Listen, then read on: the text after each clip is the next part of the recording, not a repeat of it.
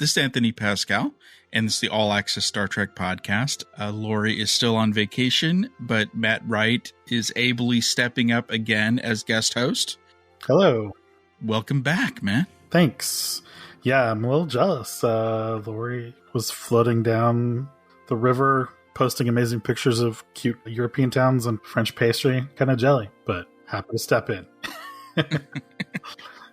Some of us have podcasts to make and can't be eating croissants all the time. That's right. Gosh darn it. No.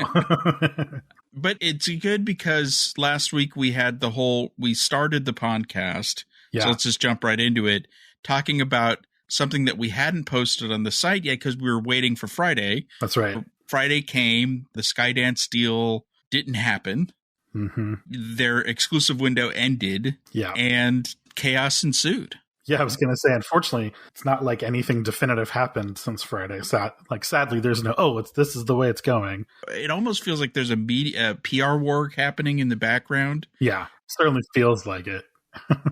They're considering the Sony deal. They're still talking to Skydance. They are considering option 3, which is to just go it alone. Yep. Which I think is in the end, they're going to do something with someone. Yeah, going alone, it definitely isn't like a long-term decision for sure. They can't do it. Yeah, I think Variety or someone said now doing a deal with like Peacock or something like that. You pretty much have to.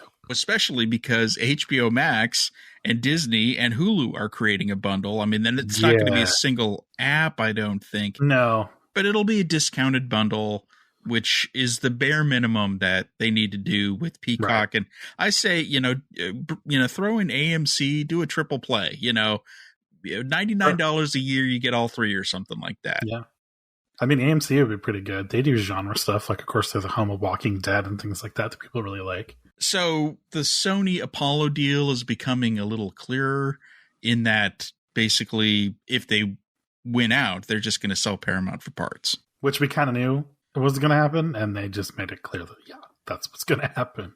Going back to what would that mean for Star Trek, that would include selling off Paramount Plus, possibly to NBC Universal to combine with Peacock. Who knows if all the shows go with it, but what they want is they want the studios, but they don't want like the physical studios and all the people. They want the IP and the catalogs. Exactly. Yeah. And they want to start producing more Paramount movies under that banner, but it would be within Sony. They'd probably make a Star Trek movie and maybe they'd license stuff to Netflix. They have a big deal with Netflix for TV stuff and movie stuff. So in the long run, there's options there, but it would just be really sad to see Paramount kind of just cease to exist as a company and just become a brand within Sony.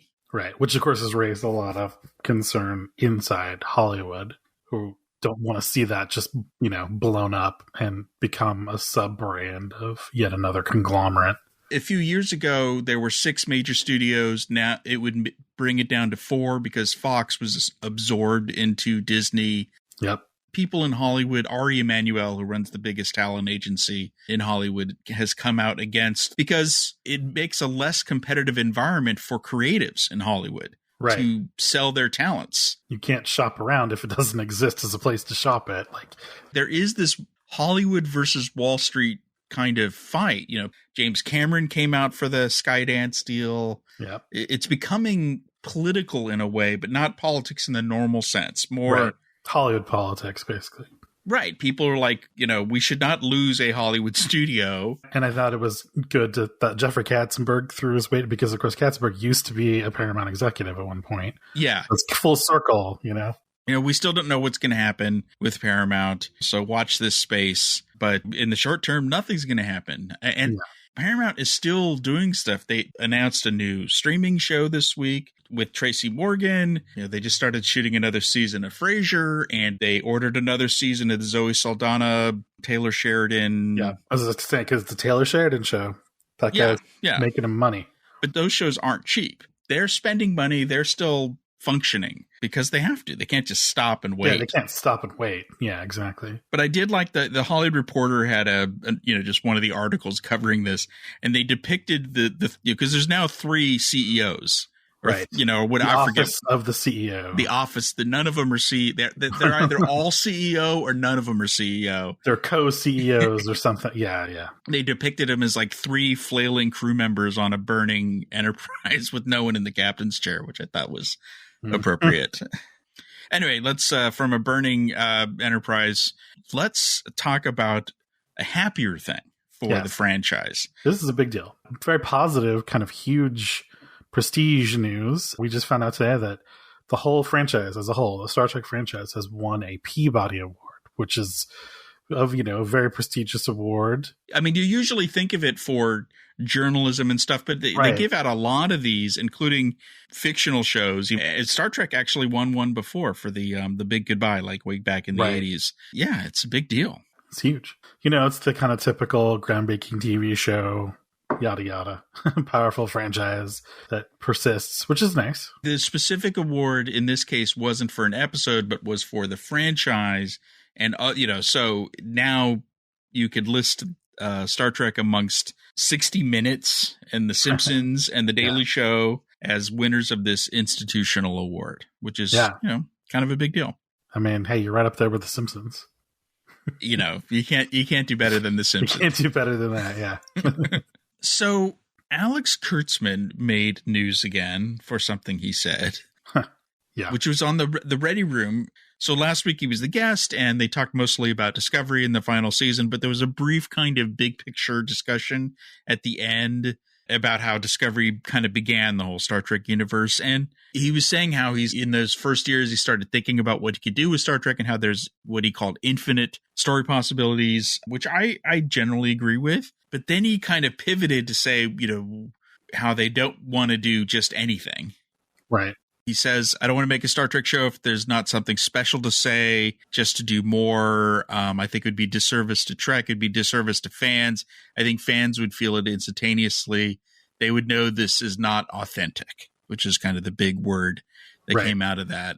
I mean, you can't argue with that. No, and he's actually said this sentiment many times. I think it's the way he phrased it this time that people went, oh, yeah? What's authenticity to you, Yeah, authenticity is in the eye of the beholder, and has it always worked out. So let's hold Starfleet Academy up to this lens, when it comes out.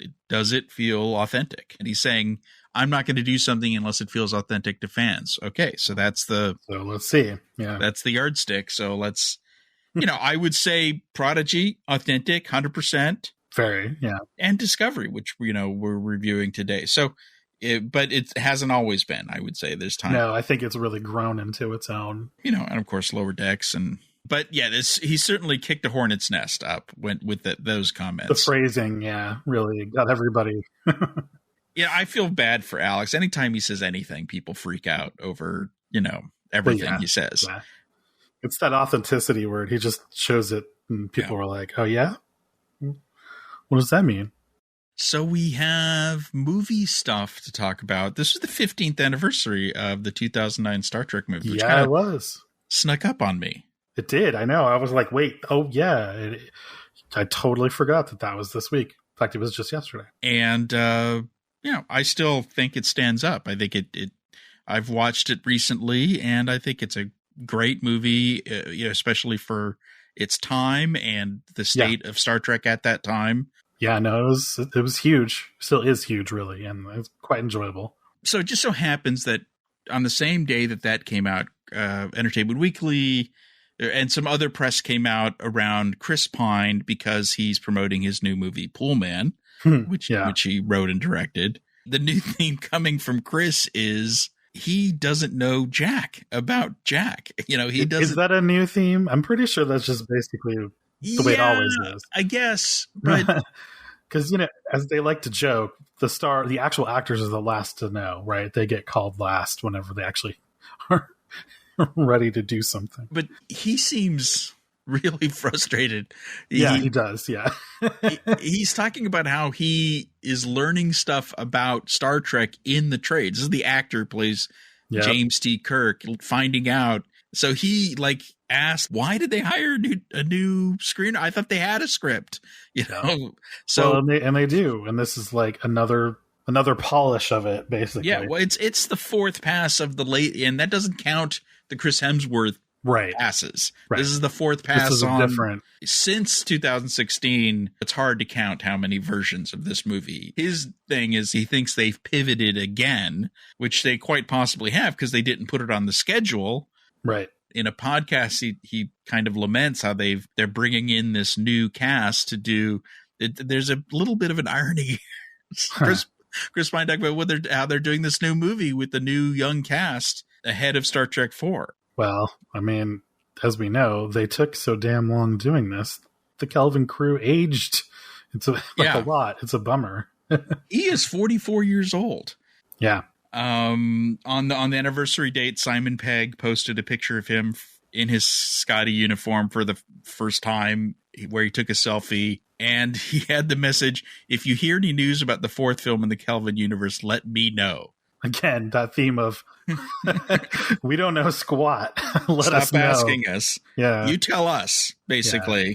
Like, we want to do it, but no one's told us anything. Right. He had the hashtag red shirts never say die. They all, Chris said, I'm ready to go back, so. They all say that. They're all in theory, like, totally open to it. It's just, they just want script and a budget. I mean, the thing is, it's not really a script. It's a script that matches a budget, which matches the funding, which matches reasonable expectations. Which, of course, explains why they've tweaked it and revised it so many times. Because, their ideas of what the budget is, what they can do, what they can afford. Yeah. Think how many times that's changed in the last 8 years or whatever it's been. Speaking of Kirks, William Shatner's back in the news. You got to love it that, of course, William Shatner always has something going on. So he was promoting the You Can Call Me Bill documentary. And, of course, they got to ask him about Trek. And somebody asked him about, well, could you make an appearance? Would you be open to it? What about, a young version of yourself somehow? And so Shatner, in true, is he serious? We're not really sure, but he said it. I think he brought up, what's funny is he's like, I might consider it. Right. And we just never know what that, that's vague. We don't know what that means. But he brought up the de-aging thing. Oh, that's right. He did, because of course he loves to talk about nifty things. And so he had, just recently talked with Otoy, the people behind the Roddenberry Vault. Yeah. And I'm sure they've shown him a de-aged version of him. Yeah. So then he thought, hey, that's pretty neat. When you watch it wasn't great, but the latest Indiana Jones movie, it's pretty amazing what they did with Harrison Ford. It's a lot better than, older attempts at de-aging people. So, yeah, it's just getting better and better. But they spent tens of millions on that because it was extensive. Yeah, because it was for many, I forget how long, like 20, 30 minutes of it. Yeah, action and stuff like that. No, that's huge, yeah. I know this is going to sound mean, but you really need a reason to have William Shatner as Kirk. Well, and that's not just mean, because Shatner himself said if there's got to be a good, genuine reason for it, because he's not just going to say yes to it. Because, how many times has he turned down that when someone said, hey, can you make a cameo? He's turned that down since 2005. He's been turning that down. Yeah, although, for Enterprise, it was more that they couldn't afford him. But, that's true. That was more about... For the JJ movies, it was never about money. It was always... He doesn't want to be this little sideline. Yeah. Yes. Yeah. It's debate. Like, they go back and forth on, they never showed him. They wrote a scene for him, but they never showed it to him because they didn't feel he would say yes. And JJ thought it was a gimmick anyway. Right. But he would have said yes. I think that the only realistic, reasonable thing that he might have done is if they did the Tarantino thing, because I think Tarantino would have definitely wanted him in some capacity. And it sounds like Tarantino wouldn't even care. Like, he might want him at his current age, even. Like, this could be an older Kirk, because he was prepared for a young Kirk and an old Kirk, and we know all the things smashed together. Yeah, he was interested in. Yeah, so that might have been that. Yeah, I still wish to see that. Yeah, I would still like to know. Like, I'd like to see the script or something. But I don't think.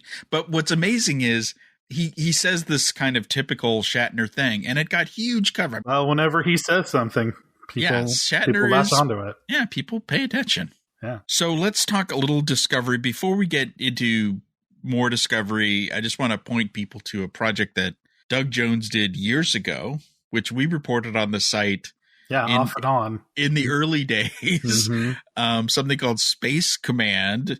Some of you may have contributed to the crowdfunding of this 12 years ago. I mean, they actually released a version of this earlier, but it's kind of been re-released in a more final form, and it's on Tubi, so you can watch it for free.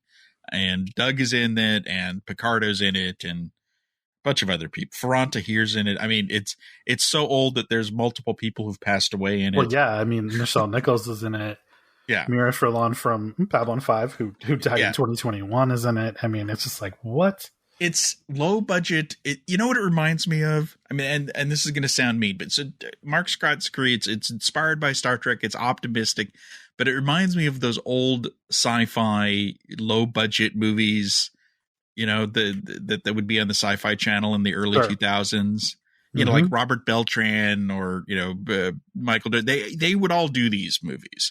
That's not a dig. It's just that's kind of the vibe of this kind of thing. And hey, you can watch it for free on Tubi, or you can rent it on Amazon if you want. More Discovery related for Doug. Were we talking about this last week? I know Laurie and I have been talking about where's Doug? Why, you know, what's explaining the Doug thing? Talked about it, but that seems about. I know that in our Slack we talked about it, and I actually guessed kind of what it was. I was half right. Good old IMDb. It's like, well, what was Doug doing while they were filming this? We got the answer. It was Hocus Pocus 2, but he wasn't filming it. He was promoting it. Just promoting it. Because it came out in the summer when they were shooting this, and he promises he'll be back. And so, I mean, there's only 3 episodes left. So he's got to show up for the finale. I mean, obviously. Yeah, he's in at least one more, maybe 2 more. Maybe 2, yeah. And he's in the extra bit that they shot, in 2020. Well, I count that as the finale, yeah. Yeah, he's in both parts of finale, I guess. Yeah. You know, that's good, because we're missing Doug. Yeah, people were really concerned. They're like, where is he? And I get it, because it's like, he's great. He's also a main character. It's like, where did this main character go? If people think Oo and Detmer, like, I've heard some people think that they've cut the budget on season 5, and that's why. Well, as we know, the bridge crew was never really well treated in that regard. But it's not. They're not it's regulars. All availability. Right. None of it is budget. Just right. Like they're recurring. They have other jobs in Toronto, like doing different other acting gigs and stuff. Right. Yeah. I'm going to say something that some people are going to hate, but here's what I think they should have done from starting in season 1, which is they should have treated the bridge crew like TOS did. Sure. They should have rotated randos in there constantly, because the show was never designed to be about the bridge crew. People like Stamets and Tilly, you know, and the doctor, you know, they were all the captain, the first officer, and then people around the ship. The rest of the bridge crew was never meant to be important. So they just should have been a constant rotation of faces. So you never get attached to one and start thinking, why don't I know more about that one? Yeah. I mean, that makes sense. Because they were never going to pay that desire to learn more about the bridge crew off. And especially people who grew up in the next gen era, you're just so used to the bridge crew. It's all about the bridge crew. Although, even then, the person to the other side of Data, when it wasn't Wesley, rotated all the time. Yeah, they had, there were certainly elements of that for sure. Yeah. You know, I like Oo and Detmer. I like the new ones, but it's not budget cutting. It's because the show isn't about them. And it never was. So they go off and do other. Yeah, the actors actually just go off and do other things. Like, they're engaged elsewhere. Okay, so we're not going to spend time on this, but the full Mary interview, we had some audio last week, is up on the site. Worth a read if you didn't already read it. For this week, our postmortem is with Elias Toufexis, which may be our last chance with him, because Locke dies in this episode. Hopefully that's not a spoiler. We're about to talk about Laurie's and my review will roll. The review's about to happen, so hopefully.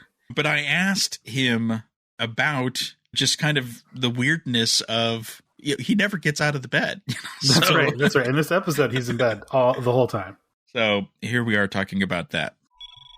Now, Erigah, you spend the whole episode, I think, in a bed. And so, I mean, that's a challenge. Death scenes are a challenge. Can you just talk about, just going in an episode, and yet you still had to do an action scene, but you never get out of bed, I thought, No, it was rough. That week was rough. That was a week and a half we shot that. It was rough for two reasons. One, even if I wasn't being shot, if they were shooting stuff around that bed, I had to do the 6 hours of makeup. So I'm still doing 6-hour days before I start my 12-hour days of lying there. Very uncomfortable. So I had to do that. And then, doing the stuff in the bed, for the most part, it's all right. I found it difficult the prosthetic would bend in these weird ways sometimes if I was like, had my head down or whatever. So I was trying to find, just technically, like, how can I get my head right so it doesn't have this like big, Java chin or whatever. So that kind of stuff was a challenge, but it was all technical challenges. And then when we did the actual death scene, it was a bit of an emotional challenge because you have to get through that makeup and you have to get through the contact lenses as an actor. You have to get this empathy out, like you want the audience to empathize with you, so you have to get this out. And it's tricky. It was hard in episode 5 with the love stuff. I had to make sure that got through, and it did, thankfully, I think. And then the same thing when I was dying, but a lot of it, I can't say enough about Eve, and the way she would play the scenes would help me tremendously. Would help the scene tremendously. When you watch that scene, it's her that's bringing all the emotion to it. I just look sleepy. She brings all the emotion to it. So she's what makes it work. And the camera in the end and music and all that stuff. But I didn't have that much that I had to do, except get through the makeup and make you empathize with him through that makeup. So yeah, I think that's you always think about acting and makeup is hard, but then I didn't think about this until he said it though, about lying down and then making sure that he didn't like squish his makeup in a weird way, which would be true, right? Like you'd end up looking all weird or wrinkling the appliance, like. So the poor guy just had to sit there very carefully, right, for hours and hours while they shot around him. Right, because all the scenes where the Primarch and the captain are talking, that's like a whole day of shooting where he doesn't have a line, but he had to go in for makeup. He just has to sit there and lie there. Oh man, and then try not to mess up his like appliances. Yeah, I mean, when he talks about the emoting and the stuff he does with Eve, I thought it's hard to do that. Doug makes it look easy, and it's not easy. No, it's not easy. So kudos to him. But there was, as usual, I have a nitpick. This is a good question. I wondered this too. We've talked about this on the pod before. Elias is a huge nerd. Oh yeah. He's tweeted himself showing like teenage him doing like a videotaped like in his room or whatever Star Trek production with other, with little makeshift bridge set. And he's like, this is where I was. Like, I can't believe I'm actually like on a show. So he's a huge like Trekkie. So when you read the full interview on the site, you'll see him about nerding out on set. But I thought he'd appreciate this question, which was a nitpick I had. Is there a story reason, or this is a nerdy question, but why didn't Locke ever revert back to the gelatinous state, like even after he died? I thought. I asked that question. I was like, when he dies, wouldn't he just like fall into because the other one takes focus? And I think it's one of those Star Trek things, like, well, why didn't? And then you just kind of let it go. You explain it away in fan fiction or whatever. Right. Once he took that form, when he died, that form stuck. Who knows why? It's solidified. It's solidified. Yeah, well, I'm glad you asked the question because I think a lot of us thought that question, like, hey, shouldn't he just kind of turn back to his more gooey form? His little kind of headcanon works for me. Sure, he was in that form when he died, so why not, right? But it's fun that he asked. I mean, it shows you how committed he was to the role, right? Into Star Trek. Yeah, he's one of us. And there are many things that we have in headcanon. In fact, now we're going to roll in Laurie and myself reviewing Erigah. Okay, I think it's time for a review. Erigah. It's a Breen word. It's a Breen episode. This is all about the Breen. Yeah. Again, 2 episodes ago, there was the big Breen episode, and then they took a Breen break. An old-fashioned Star Trek filler episode. But it was part of the big plot. Yeah, it's not a filler. There aren't filler episodes. I know. I was just because everyone's talking about it. Now we're back on the main, we're now all in. Anyway, at a high level, I very much like this episode because there's tension and politics and all that kind of stuff. So, and any episode with Vance, I like. I was all in on this episode. I liked it very much. Yeah, I mean, I thought like lots of good world building in terms of like now we're, I feel like we have all our big things set in motion for the end. I thought it moved pretty quickly and a lot happened. I would only say like and this isn't even a criticism, but it had to do so much. Like it had to work pretty hard because they had to get through a lot of big things that happened, which is sort of appropriate for this time in the season. There were two big things they needed to do. One is firmly establish and pivot from Maul and Locke as the bad guys to the Breen and Primarch Rune as the bad guy. Right.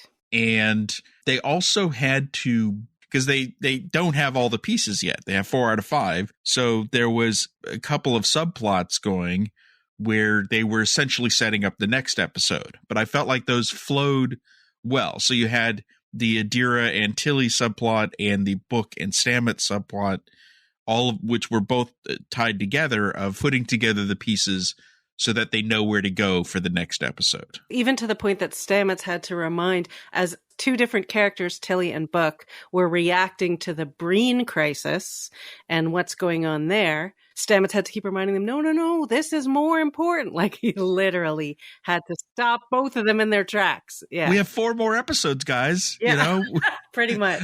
we need you for the next episode. Don't forget that we still have this mystery thing. It's more important. So, they put it right out there. And I would say this episode worked as hard as Stamets.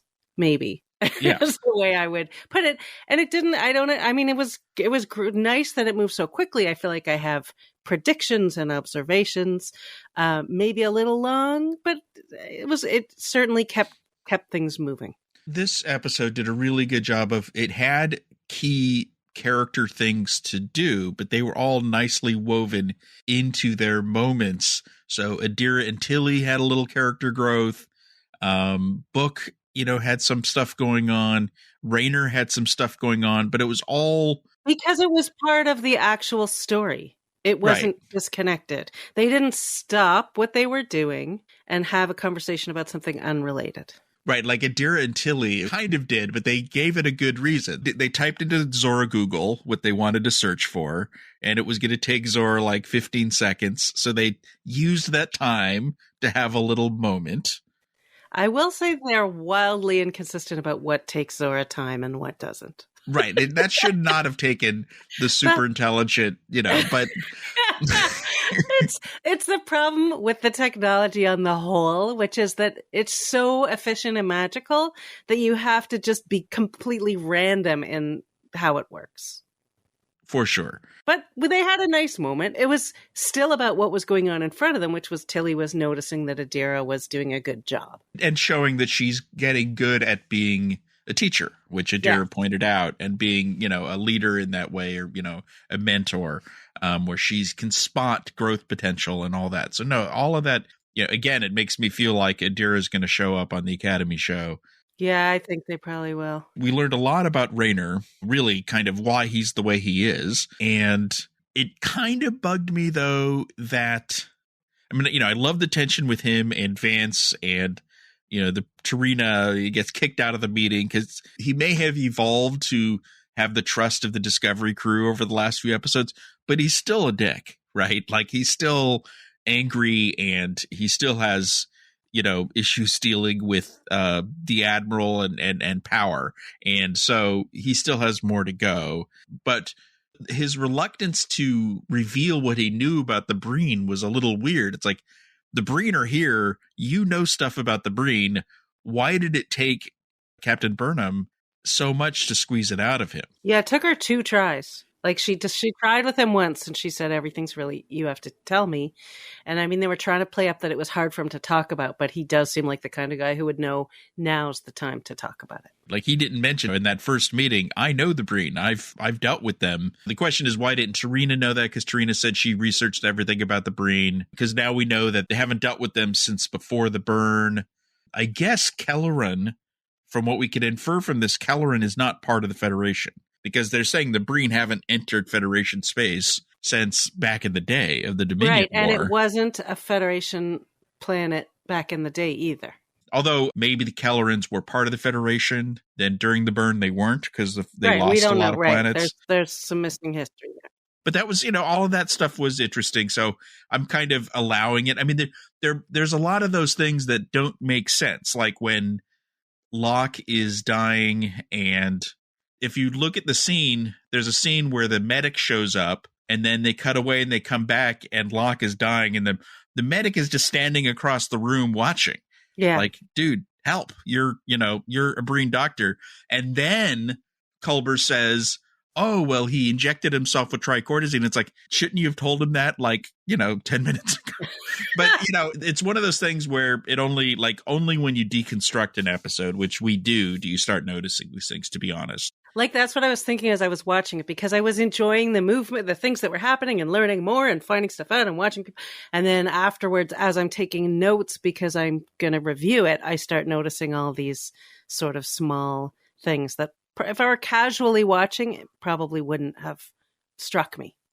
But I did like how it had a feeling of a Deep Space Nine episode. Like everyone was just on the ship was so nervous they're all about to die, I know. I really liked that they built up very effectively this fear of everybody's apprehensive, waiting to see what's going to happen, hoping it won't come to that. I thought that they built that very nicely and effectively.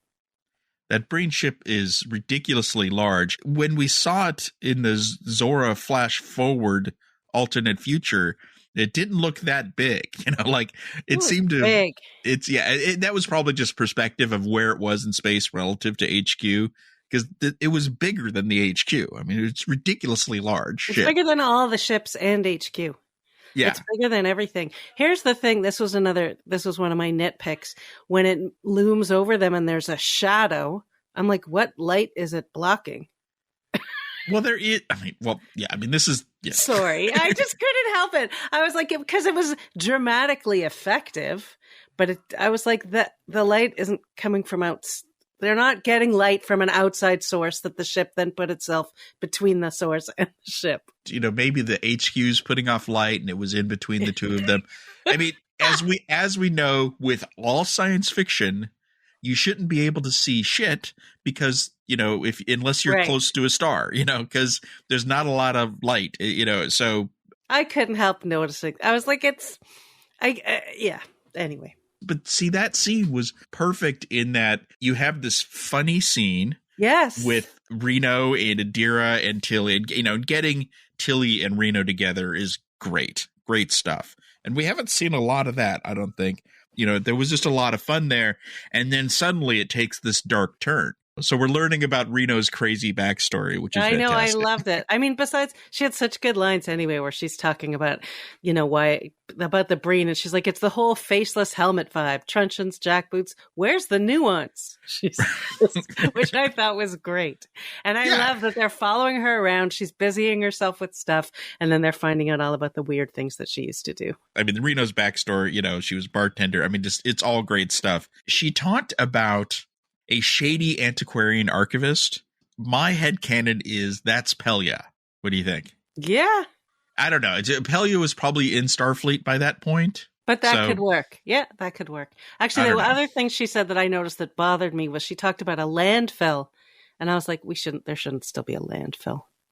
Even by her era. Like, that's there true. Shouldn't have been. I mean, she's a 23rd century person, but still. I know, but still, even then, I was like, let's hope. Also, did you catch the name of her famous drink that you haven't lived until you've tried it? Yes. 7 of Limes. Of course. I never get tired of her. She's just wonderful. Of course, that doesn't make sense. No, it's just, that's what she calls it. You just gotta be like, that's what she calls it. Just a coincidence that a century later, a famous Starfleet officer will emerge named 7 of 9, from the Borg Collective. We're just going to accept that. Did the Borg know this when they, it's like, no, you got to just take it for what it is. The universe is full of coincidences. Exactly. I just have to say my hero of this episode is Tarina. Oh, yeah. She really steps up in a big way. She should be president of everything. She's the best. She understands Breen. Her comments are spot on. Her words are so well chosen. I loved her manner, her choices, everything she did. Yeah, she knew when to bluff. She knew how to buy them time.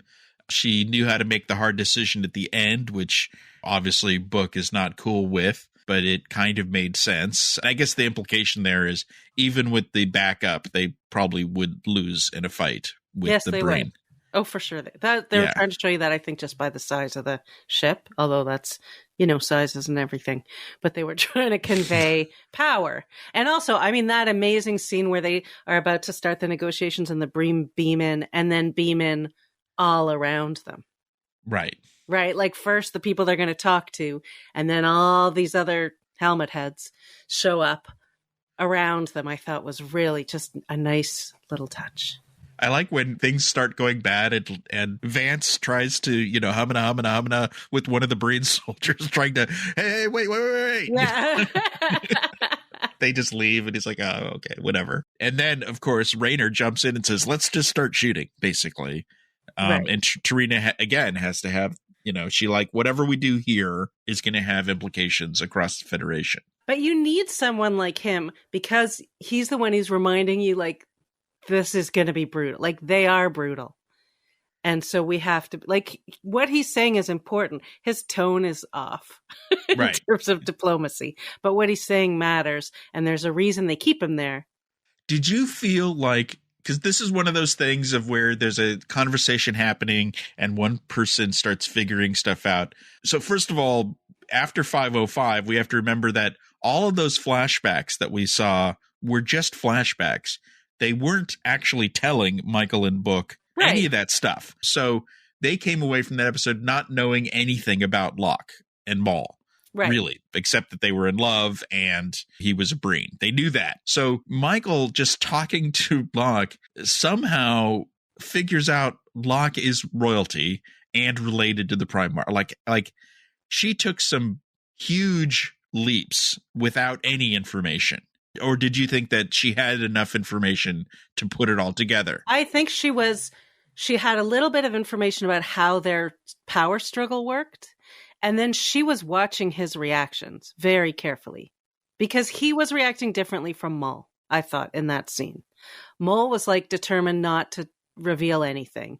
And he was ready to tell. He was reacting in a way that was when she was sibling, and he's you could almost hear him going, getting hotter. Yeah. Cold, hot. You could. So I didn't have a big problem with her figuring that out. By the way, this was the episode I thought, okay, that they're on the ship.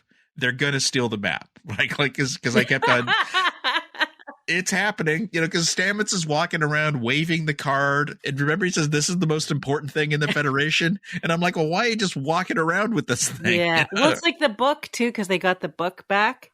And then she just hands it to one of her people. And I'm like, shouldn't you maybe put it somewhere? She just handed it to a guy and he's just holding it. So I was convinced that somehow Maul was going to get off the ship with the book or the map or something, but they didn't go there. Although, at the end when Maul is negotiating with the Primarch, when she starts talking, Burnham and Culber just watching her reveal the most important thing to the Primarch. Right. They should have said emergency beam out or something, shut her up. Yeah. But they just watched her to basically blow it. So although one could argue maybe that was the only way they were going to get out of this situation in the end, but they didn't know that.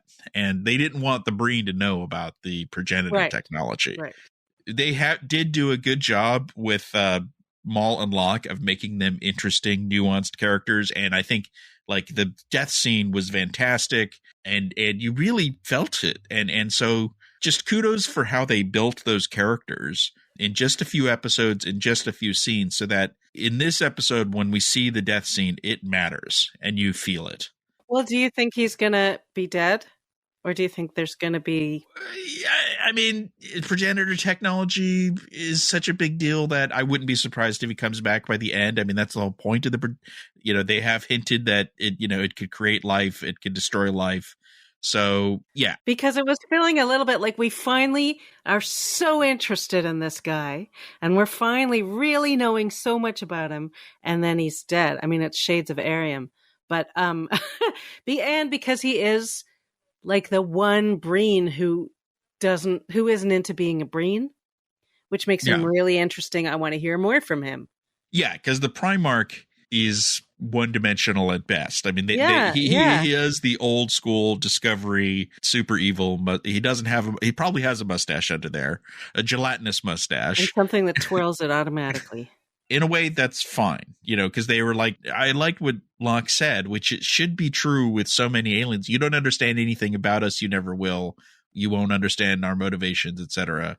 It should be difficult to deal with him because he has a different mindset. And I really liked all the arguments actually between Tarina and Rayner about genocide and xenophobia and, and her reacting to what he was saying, but he's trying to make a point. And it raised a lot of questions without trying to answer them, I thought.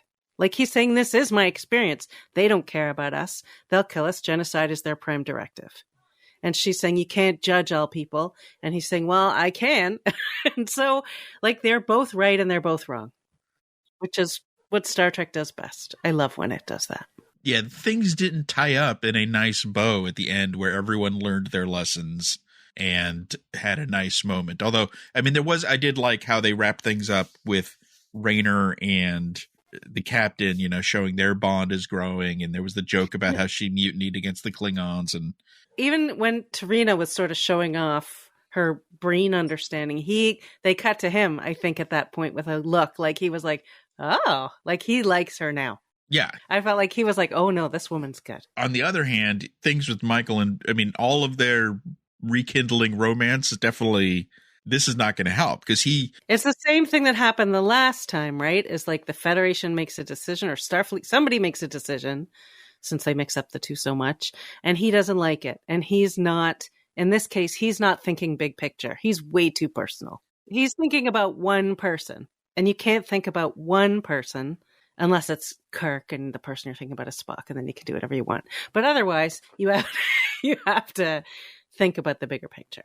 Even though his redemption arc is shown well in this episode, because, and we haven't talked about her, but they brought back Nan, who is a character I thought sucked and then, or was cool and then sucked when she got wrapped up in the whole evil kind of stuff with and then became kind of cool again. And we haven't seen her in a while, but I liked how when she saw Book, she's like, I don't like you. I don't trust you for good reason. She's in security, right? He was a huge security risk. So why should she trust him? And then they had a little moment later and he kind of said something like it's a process or whatever. Well, I liked before that because she said to Michael, that's why I went easy on him because of your relationship. And they have this little smile that I was like, I like that too. It's just nice and subtle. Yeah, she does eventually get that Book can be helpful. Yeah. Except I have to say her security team did a terrible job. Yeah. It's so ridiculous. They're all in sickbay. It's the most important thing ever. For some reason, they just all of a sudden it's chaos and she manages to get all of them. And then what? Like there's only one person outside the door too, who doesn't hear any of the chaos from inside and doesn't get any alerts. That's why I was saying earlier, like if Maul had got the map and got off the ship, which is where I thought they were going, I was going to lose it because I'm like, come on. So thankfully she didn't get off the ship. It did create that great moment where he has to convince her to go back to sickbay because Locke is dying. And I thought the music there was really good. And, the kind of walk back into sickbay. Again, none of that would have worked if they hadn't prepared us for that in episode 5. Yeah. Unlike the Arium episode where they tried to cram it all in at once. Yeah. Right. You got to build these things up. That's what I'm saying. They're doing a really good job of building up the next episode with all the talk about the Beta Z clue and all that. This is a standalone episode, but it did a good job of picking up on stuff from previous episodes, building stuff for next episodes. Every character was used well. Saru, he's still got a character. Name drop. He's still helping. Yeah. He's wherever Doug is, he's putting in the work. Yep, he's got some Breen intelligence. I do have a question for you. This is such a stupid question about that scene where Book convinces her to go to sickbay, because at some point someone yells, "She's got a map to the shuttle bay," and she goes, "Shut up." Who is that? Oh, well, she was holding someone at Phaser Point. There was some rando there. Oh, okay. She was holding hostage, who didn't kind of factor in at all because Book talked her down. Right. Okay. They should have done a close up or something on that rando. They were too busy doing close ups of Rayner's hands, making sure that we knew he was upset. That was a little heavy-handed. They just kept going back to his hands. Like, we really want you to know this is hard for him. I'm like, I'm getting that. I'm getting that from his words and his face and what he's saying. But no, he did I thought. He was great. Great casting, as we've been saying all season. So everything's good with him. And, well, I liked that we're using Book's powers, right? Like that his telepathic powers are coming in handy. And that's a fun Star Trek trope, that there's always one person on the ship who has some special ability that happens to be the exact thing that you need, which is great. But it's the second time in a row that Stamets was puzzling until someone says a phrase casually. And he's like, oh. And I think he's smarter than that. He should have said, hey, you know what, Book? You're exactly the person I need, because this is from Betazed. Did we know Betazoids could imbue an object with telepathic? Okay. No, I had that on my list too. I didn't know that, but now we know. Well, I think Picard did a good job of showing that Betazeds can be more powerful than you realize. Counselor Troy went back and did some more research, because she got much more telepathically powerful in Picard. Yes. And she's only half, right? So yeah, she doesn't have full-on powers. Getting back to your thing about Maul, it is possible that Locke is, because she says this is not how our story ends.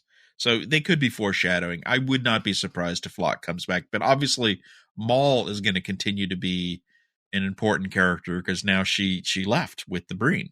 And we also, I think, share a theory on her. Well, first of all, let's start with the nitpick. The Breen don't bleed. And this was even confirmed when I talked to Carlos Sisko. That was from DS9, right? They don't bleed. Then, first of all, an Erigah is a, quote, blood bounty. and there was all this talk, and then he said blood needs to flow for an Erigah or whatever, and then there was talk about bloodlines. I'm like, you guys really like to talk about blood. Now, I think something's lost in translation. Blood must mean something different it's to metaphor. a Breen. Yeah, yes. The Breen language isn't exactly a match so it's like for the family line. And then I don't know. Right, it's like the genetics, genetic goo, the gelatinous goo. They have a different word for it, but it is, we consider it blood, but it's not. Translating it into something that we can understand. So I'll let that one go. Here's another one. Locke is dying. And even at one point, Maul says something like, you're straining yourself or whatever. He never reverts to the gelatinous state. Nope. And he should have, right? I mean, they made that kind of clear in the previous episode, that the gelatinous state is kind of their regular, they call it the evolved thing, but he has to put effort into holding the other state. Did they say that? Well, that's how I understood it. I'm not sure they spelled that out specifically, that it takes extra effort. It just seemed weird that he was never in the gelatinous state even when he died. I thought he would like turn into a pile of goo at the end or something. Right. Obviously, it's expensive to do that, and it's, easier not to. There was not even a reaction from like the medic or the Primarch, because they supposedly hate the hated that, yes. Right. They show up and they didn't. Yeah, like the medic should have gone, ew, or something. Why did you do this to him? Why are you preventing him from? Because they would blame the Federation. Let's go back to our prediction. Oh, okay. Well, why don't you? Since I did the nitpicks on that, why don't you? What's your prediction? I think she's pregnant with his child. Right, the bloodline. It's so important. Yep. I mean, I don't. There's who knows what races can mix like that. Right, but if she's carrying. If she's carrying the Emperor, child, that makes her the Emperor Regent, the Queen Mother, essentially. So she's going to rule over the Breen just by having the baby. And why else would she even want to go with them?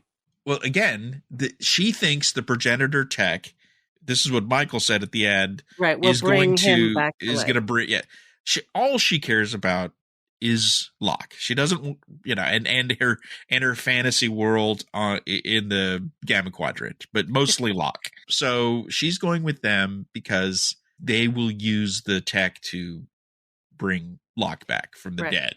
And then she figures she'll wing it from there, because she's been proven to be very good at winging it. Right. She's better than she should be. they admit, they're like, we don't really have long-term plans. No, they don't. Yeah, I think that all makes sense. And Vance laid it out. We're in a race. It's a race. Yes. No, and this all started with what episode? The chase. There you go. Right? So the chase is back on. Which was also a race. What did you think of Vance's idea for Michael to just leave with Discovery and with the two of them on it? Like as a strat, when he comes to her and he goes, we want you to just go hide. There was certainly a logic to that, in that the Breen are coming for Maul and Locke, so if Maul and Locke aren't there, they will leave, in theory. Most likely the Primarch would have stayed there, taken over HQ, and held it hostage until Maul and Locke were brought to him. So Michael was right. I did like how she starts talking and he goes, go ahead, speak freely, because she just started blabbing, and he was kind of taken a little back, and he's like, you might be the star of the show, but I'm an admiral, so right. Show some respect. I don't know. Did you think his idea was totally stupid? No, at first I thought he was right, and that's what she should do. And then I thought her point was right. But I thought it was a sort of funny stance for an admiral to be like, just run. But he had a point. But it was weird that I thought once I'd seen the whole scene play out, because I went along with it, I was like, oh yeah, she should go. Oh no, she's right. She shouldn't go. And then I thought, like, he should have thought that through, because you just think of, so what would happen if you did that thing? And then they would for sure destroy HQ. Yeah. Well, I think more likely hold it hostage, use it as leverage because whatever, it wouldn't be good. There would be death. Right. Bad things would happen for sure. So no, I mean, good stuff from Vance, Tarina, all of that. Now this brought up a world building thing I was kind of wondering about, which is, since the burn is over, what's the dilithium situation outside of the Federation? Right. Because they were offering dilithium, which means the Breen probably takes a lot of dilithium to move that giant ship around. And apparently there's 6 other ships like it out there, or 5. They said there were 6. He's from the 7th Fleet, but they said there's 6 Primarchs. Yeah. So I guess one has already been taken off the board. They probably all have giant ships like that. Right.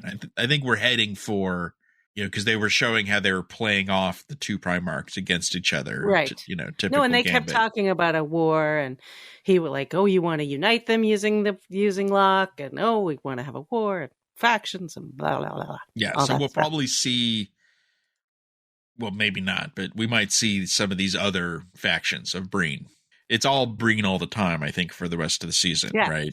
Yeah. Which is great. They brought a cool race back, and they're doing good stuff with them. So I'm all for it. Yeah. I was confused about why Locke was able to do what he did in sickbay. Like, why did he have access to a whole day's worth of medication that he could administer himself? Well, technically he didn't. So the medication, the tricortisone, which is something we've heard of before. Cordrazine, sorry. There was a plate he had to remove. So the tricordrazine was built into the biobed. It would give you a little dose every, hour or whatever. And he had to break off the plate and force all of it into him all at once. So he didn't have access. They thought it was secure. It just never occurred to them that someone would do something that stupid, because it would obviously kill them, which it did. Right. I didn't understand, like, they needed a Breen refrigeration unit. Like, don't they have refrigeration technology in the 32nd century? Like, can't you just, turn on the AC? But whatever, it was a nice way to mention the Dominion War.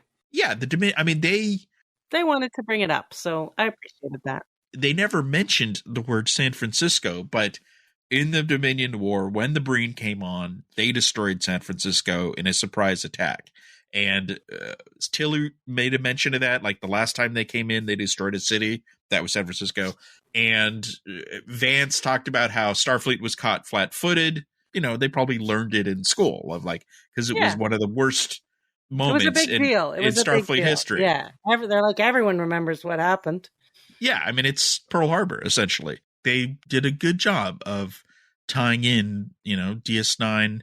This has been a great season for DS9 fans. Yeah. Even the simple thing of never turn your back on a Breen. That's from DS9. Yeah. A Romulan prisoner said that to Bashir. Good advice. Exactly. Even though it made Tarina mad. I will say one thing has been a bit of a disappointment, which is we never have gotten back to Fred. Yeah, I just had dreams of just his head on a shelf, and yes. they would talk to Fred all season. They were like, "Fred, do you remember when?" They would have wires, those wires they talked about that were so important, and then they would connect him, and he would, yeah. Who knows more about antiquities than Fred? I know. I don't know if they didn't think of it. Obviously you have to bring the guest star back, and it takes a lot of CGI to put his head on a shelf. Still, Fred was missed. Saru was missed. We did get Nan as a consolation prize, a blast from the past. Yeah, that was nice. I have one last thing to throw in, which was one of my favorite lines in this episode, was when Burnham says, "What's worse than death?" And Maul says, "This conversation, for starters." So some good snappy moments in there. What do you think the final thing is with Maul? Will she become a villain and join with the Breen and become the queen, and she and the Primarch are going to join together and both of them are going to be some super evil? Or will she be redeemed in the end? Because I kind of feel like Locke was somewhat redeemed. I mean, it's hard to say, but it was sad to see him die. He's not a bad guy, and he had a tough life. And Maul had a tough life, and Book's whole thing is about redeeming her. I feel like somehow Book's gonna redeem her at some point. Book is even ignoring the fact that she's the one who said she wanted to go. Like, he's like, we shouldn't let this happen. And it's like, well, she wants to go. It solves a lot of problems. He's not considering any of those things.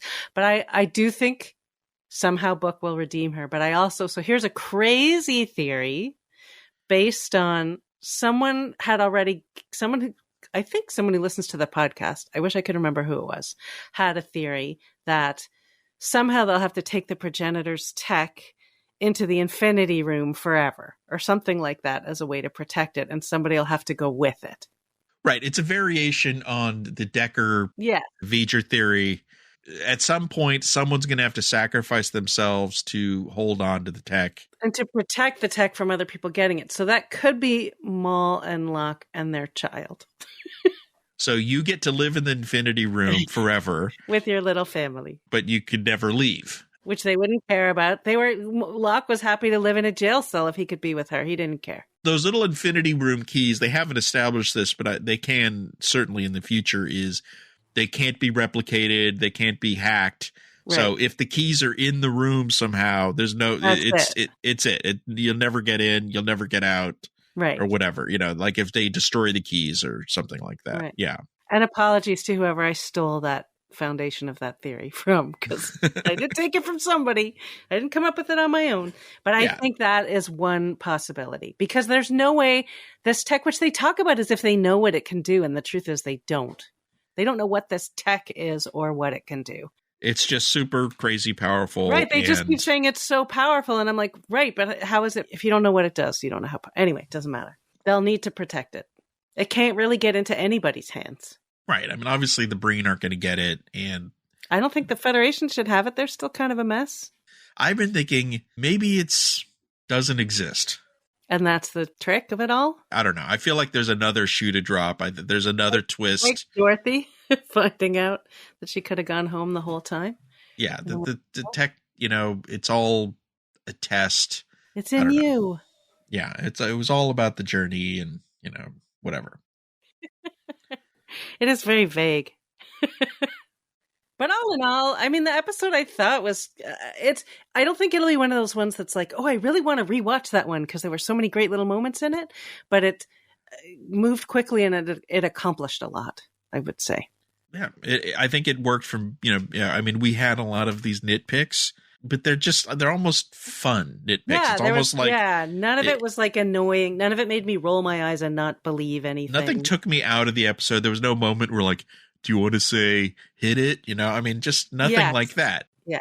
I think it all held together. Really good pacing, really well directed. I mean, it could be the best episode of the season. Oh, no. I don't think it's even close. Episode 4 is is like one of my favorites of the whole series. Yeah, that's 4 is still up there just because it's so Star Trek-y. I think I liked 1 and 2 better than this one. Like, this one was solid, but it felt it was efficient. Like, they had a checklist and they got through it. I mean, this episode I guess since episode 1, this is the one that was handled the season arc the best since episode 1. I feel like where this was all about the season arc, where the character stories were somewhat supporting it, which is why it doesn't maybe stand alone as well. But that's not a dig on it. No, I think it had a very specific function. Because some people who love the serialized storytelling, when they go off on a planet and have a standalone adventure, and like last week, they won't be as excited because they feel like there's not enough progress going on with the big arc. So this is a good episode for those people who just want to see the world building stuff and all of that, the politics. I think there's different kinds of episodes, I guess, yeah. which is good for, which is good for the season to have a variety pack of styles. So yeah. Like, I don't think I enjoyed it, but it wasn't a favorite. All right. Well, I'm glad we got a chance to record this review before you went away. Yeah, while you're listening to this, I'm in France on a boat. Yay! But you'll be back when we review episode 8. Yes, I will. See you then. And we're back. Hopefully you enjoyed that pre-recorded review. Some of the stuff we rolled in from Elias earlier now answers, or at least tries to answer, some of those questions. And there will be more stuff in my interview with him later, so check that out. But before we go, let's do bits of the week. I'm going to start with kind of a celebrity news. Michelle Yeoh got the Presidential Medal of Freedom last Friday, which is kind of insane. It's a big deal. Yeah. It's a big week for Star Trek big awards. Got the Peabody for the franchise. Michelle gets, so this, at the White House with the president. She was standing there next to like Al Gore and Nancy Pelosi and like some Olympic swimmer and, some astrophysicist and, Michelle Yeoh. And he talked about her doing sci-fi and all sorts of other stuff and being a groundbreaker. And I thought it was great. Another big day for Star Trek at the White House, following the Japanese Prime Minister mentioning Star Trek a few weeks ago. That's right. Yeah. Mm-hmm. And Michelle Yeoh just signed up for the new Blade Runner TV show, which is crazy. Yeah, that's cool. It's cool. Man, Michelle Yeoh is everywhere, which is kind of awesome. But she's just everywhere and everything. At least at least a little bit. She was in the Met Gala wearing a dress made out of aluminum foil. It was crazy, but beautiful. That's the weird Met thing. Gala for you. Yeah, crazy but beautiful things. They made it work. So what's your bit of the week? So a huge credit to our fellow TrekMovie contributor, Danish. He's found something and he will have an article on this more. But just for now, he was able to find something from a old school Star Trek fan named Richard Ferrante, who unearthed old footage of a kind of mid-70s Star Trek convention, which is really kind of great, fan archaeology, because we're talking about a time when everything was fan run. Things were still kind of informal. This is before the pre-video recorder era. So this must have been shot on like 8mm or something, right? But it has sound. Oh, it has sound. Yeah. I don't know what that was. Well, I guess some kind of reel to reel thing. Anyway, whatever it is, some artifact. It's in black and white too. Some kind of lost, previously thought lost, just lost to time. He found it in a shoebox or whatever and transferred it to digital and put it on YouTube. And here's this amazing time capsule of Nichelle Nichols and William Shatner and Dee Kelly, Leonard Nimoy, talking to fans on a pretty good looking reproduction, fan reproduced version of the TOS bridge for a convention. So kind of awesome to see this period of time. Star Trek really, it deserves the Peabody Award. You think about that kind of stuff. Someone could correct me if I'm wrong, but things like that didn't happen before Star Trek, did they? No, I don't really think so. Star Trek's kind of the template for that, as we know. Like the fan run conventions, all that stuff was really, they existed, but not like they started to. Not like they took off, and became. So a link to that will be in the show notes. Next week, we'll be back with episode 8 review, and Laurie will be here again. And Laurie's coming back. Refreshed from her vacation. But Matt, you have to, maybe you come back for like the finale? We should talk the finale or something. That'd be fun. Yeah. We haven't seen it yet. We don't have the finale yet, so. Yeah, we don't know yet. I tried to get Elias to tell me if he's coming back, and he's like, he's like, I can't say that, dude. So we're in the same boat as you guys. As we know though, in sci-fi, no one's really dead, right? So we'll see. Yeah, We'll exactly. All right, thanks. Bye, everybody.